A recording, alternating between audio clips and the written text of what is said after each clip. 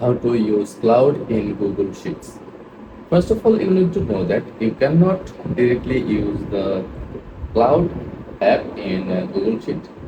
Here's a workaround.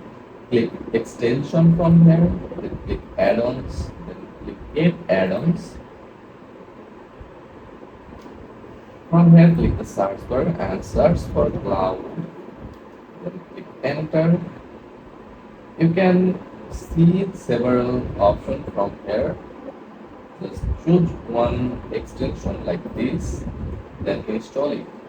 After install the extension, click extensions, then here is your extensions. Then click how to start, then it working, and that's it. If this guide was helpful, don't forget to like and subscribe for more quick tutorials. Thanks for watching.